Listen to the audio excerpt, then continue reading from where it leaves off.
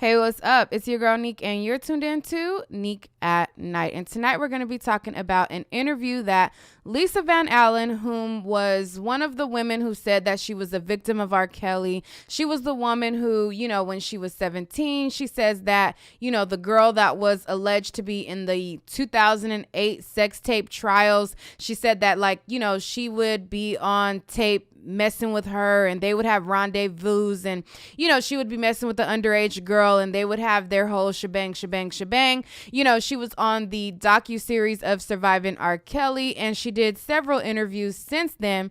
Well, recently, since Joycelyn Savage, or the fake alleged, I don't think that it's the real Joycelyn Savage, but the alleged Joycelyn Savage has come forward with these stories, TMZ reached out to her to ask her about the validity of the page and what she thinks rings true.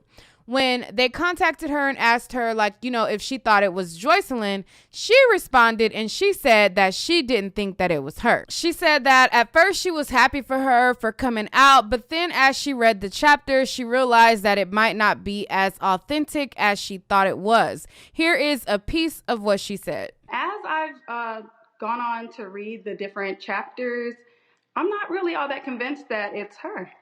Really? How come? Yeah. Okay, so TMZ acted surprised that she said that she didn't think it was her, as if it's not common sense that it's definitely not been verified and it's possible that it's not her. She goes on to say the key things that stuck out to her mind as to why she thought that it wasn't her. She starts to make mention of those things and they kind of try to brush that off, that she said that she didn't think it was true, and tried to brush her on to the next thing as if they didn't want her talking about it not being true or not. It's weird, but these are the few things that she said as to why she thought it wasn't true. Things that I've read, one thing she said something about condoms, and Rob doesn't use condoms. Another statement she made about letting her speak. I don't understand who would be letting her speak, as well as she said something about her family not being able to be in contact with her family, and she's still not in contact with her family, so that makes no sense. Okay, then after that, they wanted to know if any part of it did she feel like was true. And to that, she says, well, I don't know, parts of it maybe could be true. I don't know. And then she was like, she had an abortion herself, but she emphasized, and with strong emphasis, that when she had an abortion, it was not forced. Nobody forced her to get an abortion. She got it on her own. So it wasn't a forced thing. And she kind of tried to debunk some of it, but they kind of kept trying to brush her along to not kind of really go deep in saying that it wasn't Joycelyn. So then after that, she went on to talk about the new Surviving R. Kelly that they are making. I speak on that, but I'm also not going to be on the new Lifetime show either. I don't know if you guys knew that.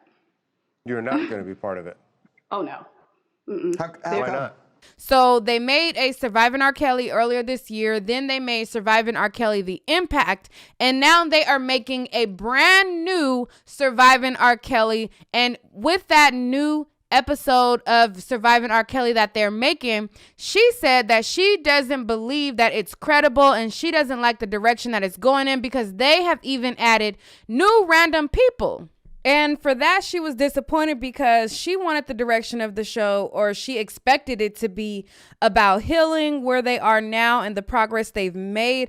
Instead, she says that they've added these new random people that are not credible and seem to be, not telling the truth. Now, they're not doing that.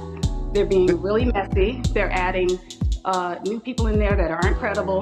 And, it's kind of going to be like a reality show. And I don't want to be a part of that. Okay, and it makes you wonder what the real agenda is. You have all of these credible news sources who are spreading this Joycelyn Patreon page that has not been verified. It seems very bogus. They're not letting their audiences know that, it might not be 100% authentic, especially since nobody has spoken to Joycelyn directly. There's been no video to prove that it's actually her. And, it just seems like a certain agenda, and it begs the question, why? If they have so much evidence against, R. Kelly, and he's such a predator, and they have this rock solid case, Why is there such an agenda to fabricate, use people who are not credible? Because even in the first Surviving R. Kelly docuseries, each and every person that was a part of the series called another person a liar. There was feuds all throughout the year between all of the different people. You have feuds between the parents. You have feuds between the victims. This victim is calling this victim a liar. Each person had holes in their story. There was revelations, and people revealed that, you know, parts of it was scripted. Parts of it was dramatized. You had the whole escape thing with Dominique Gardner that was definitely fabricated. You had so many aspects of it that was not true. And here yet and still you have Lisa Van Allen, who, you know, some of the stuff that she says is questionable, but I believe her in when she says that they're making this new one. They're making it messy, and they're possibly adding people who are not credible. I believe it because they had people who it was revealed that they lied in the first one. So I wonder what the true agenda is. If they have all this evidence, if their case is rock solid, why the need to push an agenda? And why is mainstream media, who knows that Joycelyn Savage Patreon page has not been verified, why are they pushing it so heavily as it's factual, as it's authentic, when it has not been authenticated? Now, I know there are a lot of people who want R. Kelly in jail, and hey, by all means, whatever he's guilty of, lock his ass up. It is what it is.